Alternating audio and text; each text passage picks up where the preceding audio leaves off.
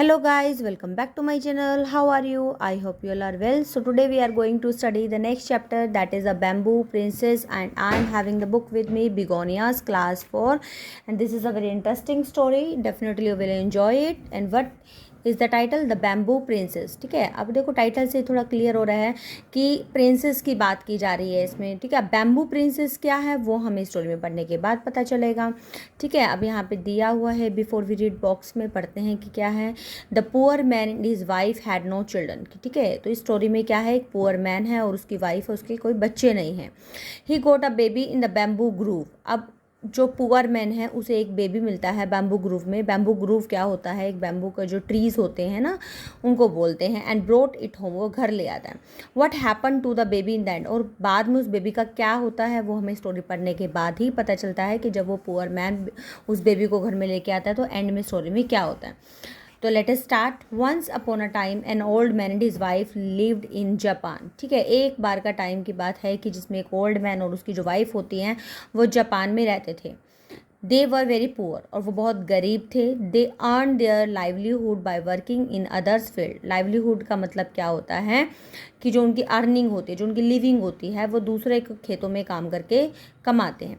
The old couple had no children. जो old couple था, जो मतलब कि पुअर मतलब कि मैन और उसकी वाइफ थे, उन कपल, तो उनके कोई बच्चे नहीं थे. तो so they always remained sad, इसलिए वो हमेशा क्या है, उदास रहते थे. One day the old man went to the forest to cut wood. और एक दिन क्या हुआ, जो गरीब आदमी था, बूढ़ा आदमी था सॉरी, वो फॉरेस्ट में जाता है लकड़ियों को काटने के लिए. आफ्टर फिनिशिंग हिज वर्क, और जैसे उसका काम कंप्लीट हो जाता है, he made of bundle of wood, और वो काफ़ी सारी लकड़ी इकट्ठे करता है. And put it on his head, और अपने सिर पे मतलब उठा लेता है. Then he left the for home, और तभी वो अपने घर के लिए निकल जाता है. ऑन द वे, रास्ते में उसने क्या देखा, there was a bamboo Grove. Bamboo Grove क्या, काफ़ी सारे जो बैम्बू ट्रीज होते हैं, ग्रुप ऑफ ट्रीज होता है, ग्रोव को बोलते हैं, बैम्बू के ग्रुप ऑफ ट्रीज होता है. तो वहाँ पे वो देखता है. ही स्टॉप नियर द ग्रुप, और वो उस पेड़ के पास जाके मतलब कि खड़ा होता है. To collect some bamboo shoots. ठीक है, जो बैम्बू का जो ट्री है आपने देखा है, जैसे कई बार ऑफिस वगैरह में भी रखा होता है, एक छोटे से मतलब कि कांच के उसमें होता है, वो बाउल्स होता है, तो उसमें बैम्बू ट्रीज रख लेते हैं लोग. लकी प्लांट होता है लेकिन उसका ट्री भी होता है बैम्बू का. तो उसमें जो छोटे छोटे शूट्स आते हैं ना, वो बहुत मतलब कि उनको वो कलेक्ट करने के लिए जाता है. वो खाते भी हैं लोग उसको. जो नए जो शूट्स निकलते हैं ना उसमें से, वो खाने ईटेबल भी होते हैं. बैम्बू शूट्स में एक गुड वेजिटेबल. ठीक है, यहाँ पे देखो बताया भी कि जो बैम्बू के जो शूट्स है ना, उससे अच्छी वेजिटेबल बनती है. जो ओल्ड मैन की जो वाइफ होती है, लव टू ईट इट.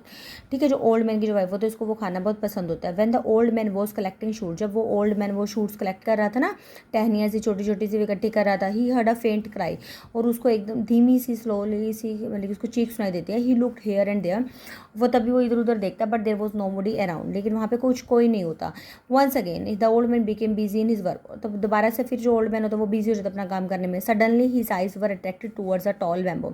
अचानक से उसकी जो नज़र होती है वो एक बड़े बैम्बू ट्री की तरफ पड़ती है. The middle part of the bamboo was illuminated with a strange light. और जो मिडल पार्ट होता है ना बैम्बू का, वो उसमें से चमक आ रही होती है एक अजीब सी लाइट की.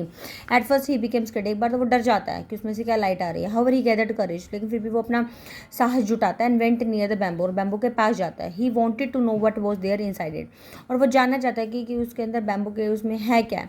As he cut open the bamboo, a shriek came out of his throat. और जैसे ही वो बैम्बू को मतलब कि कट करता है ना, ओपन करने के लिए कट करता है, तो उसमें से एक मतलब कि आवाज़ आती है, उसके शीक मतलब उसके गले में से एक समय चीख निकलती है, क्राई निकलती है.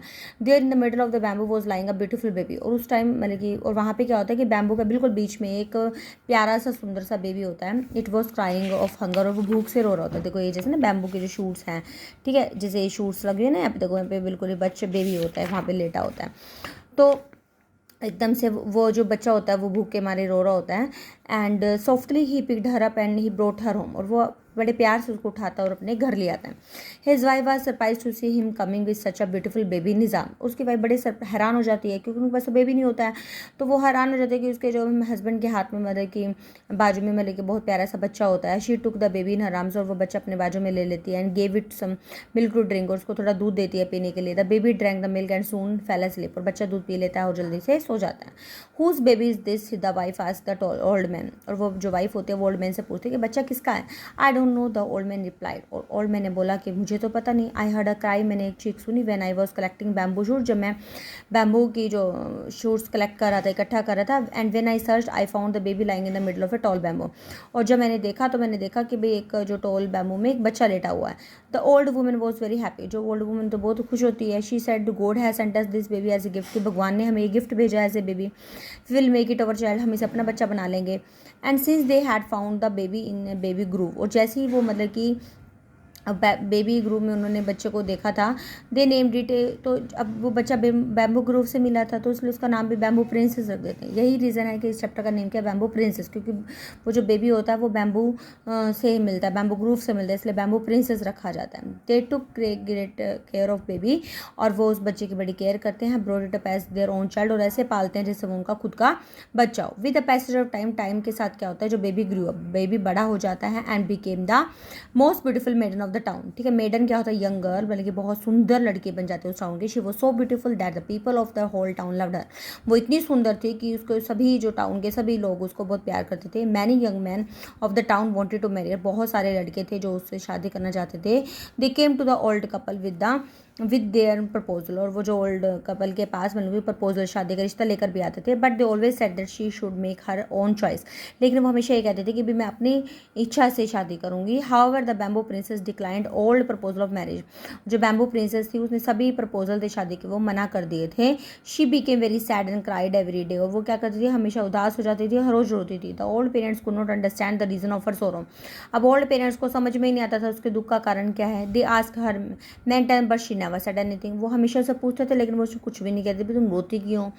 At last on a full moon night, जैसे ही फुल मून नाइट होती है, ठीक है, जब मतलब कि पूरा मतलब कि जो मून हो जाता है, तो शी कॉल्ड हर पेरेंट्स, वो अपने पेरेंट्स को बोलती है कि the time of any departure has come, कि जो टाइम है अब मेरी डिपार्चर का अब आ गया, मेरे जाने का टाइम आ गया है। She said to the moon, को बोलती है I am the child of the moon, कि मैं मून का बच्चा हूँ। And now I have to go back there, मुझे वापस जाना पड़ेगा। The old couple were very sad but what they could do, अब ओल्ड कपल तो बड़े सैड थे क्योंकि उनको बस बेबी इन दोनों ने अपने बच्चे की तरह पाला। वो कह रहे कि मुझे जाना है, तो वो बड़े उदास हो जाते हैं, लेकिन वो कर भी क्या सकते थे जब वो बच्चा कह रहे कि मुझे जाना है, मैं मून की चाइल्ड हूँ।